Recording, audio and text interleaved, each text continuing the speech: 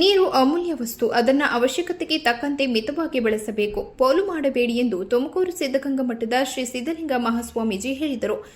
ಅವರು ಮಠದ ಆವರಣದಲ್ಲಿ ಏರ್ಪಡಿಸಲಾಗಿದ್ದ ವಿದ್ಯಾರ್ಥಿಗಳ ಸಾಮೂಹಿಕ ಪ್ರಾರ್ಥನಾ ಹಾಗೂ ವಿಶ್ವ ಜಲ ದಿನದ ಮಹತ್ವ ಕುರಿತು ವಿದ್ಯಾರ್ಥಿಗಳಿಗೆ ಮಾರ್ಗದರ್ಶನ ಮಾಡಿದರು. ಜಗತ್ತಿನಾದ್ಯಂತ ಇಂದು ನೀರು ಎಲ್ಲರಿಗೂ ಎಲ್ಲದಕ್ಕೂ ಬೇಕಾಗಿದೆ, ಆದರೆ ಅದನ್ನು ಬಳಸುತ್ತಿರುವ ರೀತಿ ಸರಿಯಿಲ್ಲವೆಂದರು.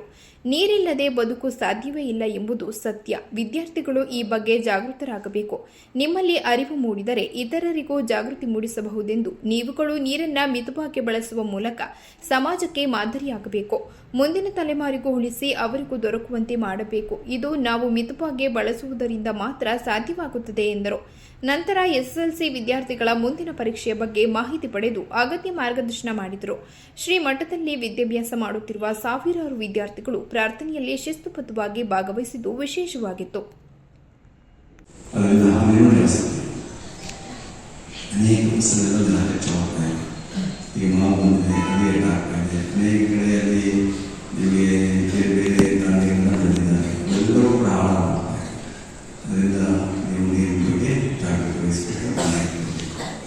ನಾಳೆ ಯಾವ ನಾಳೆ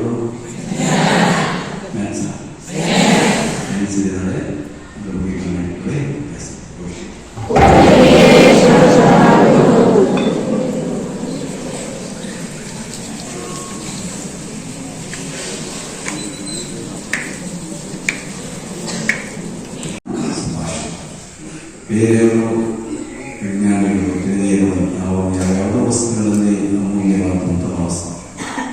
ಆದರೆ ನಿಜವಾದ ಅಮೂಲ್ಯವಾದ ಯಾವುದಪ್ಪ ಅಂದರೆ ಜಲವನ್ನು ಸುಭಾಷಿತ, ಜಲ, ಅನ್ನ, ಒಳ್ಳೆಯ ಮಾತು, ಈ ಮೂರು ಕೂಡ ಅಮೂಲ್ಯವಾಗಿರುವಂತಹದ್ದು ಅಂತ ಹೇಳಿದ್ದಾರೆ. ಅಂದರೆ ಇವತ್ತು ನೀರಿನ ಬಗ್ಗೆ ನನ್ನ ಕಾಳಜಿ ವಹಿಸಬೇಕಾಗಿರುವಂತಹದ್ದು ಒಂದೊಂದು ಲೋಕದ ನೀರು ಕೂಡ ಅಮೂಲ್ಯವಾಗಿ. ಅದರಿಂದ ನೀವು ನೀರನ್ನು ಬಳಸಬೇಕಾದ್ರೆ ಅತ್ಯಂತ ಎಚ್ಚರಿಕೆಯನ್ನು ಬಳಸಬೇಕು. ಮಹಾತ್ಮ ಗಾಂಧೀಜಿಯವರ ಜೀವನದ ಒಂದು ಘಟನೆ ಆಗಿದೆ. ಮಹಾತ್ಮ ಗಾಂಧೀಜಿಯವರು ಅತ್ಯಂತ ಶಿಸ್ತುಬದ್ಧ ಜೀವನ.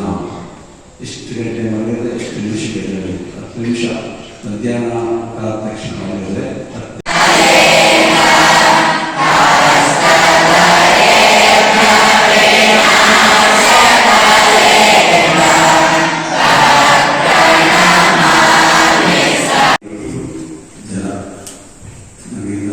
ಗೊತ್ತಿದೆ ನಿಮಗೆ. ನೀರು ಮೊದಲು ಗಾಳಿ, ಆಮೇಲೆ ನೀರು, ಆಮೇಲೆ ಆಹಾರ. ಇದೆಲ್ಲ ಅತ್ಯಂತ ಮೂಲಭೂತ ಅವಶ್ಯಕತೆಗಳಲ್ಲಿ ಒಂದಾಗಿರುವಂಥದ್ದು ನೀರು. ನೀರಿಲ್ಲದೆ ಜೀವನ ಇಲ್ಲ. ಜಲಮೇವ ಜೀವನ ತಸ್ಮ ರಕ್ಷೇ ಜಲನ. ಜಲವೇ ಜೀವನ, ಜಲವನ್ನು ರಕ್ಷಿಸಬೇಕು, ಕಾಪಾಡಬೇಕು. ಇದೆಲ್ಲ ಭಾಷಣದ ಅವಶ್ಯಕತೆ. ದಿವ್ಯಾ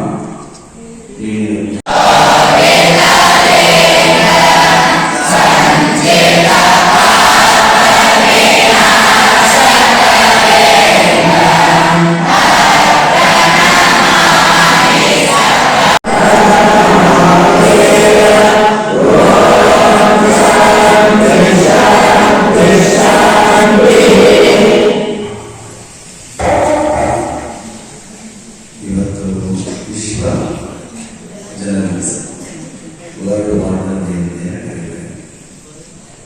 ಈ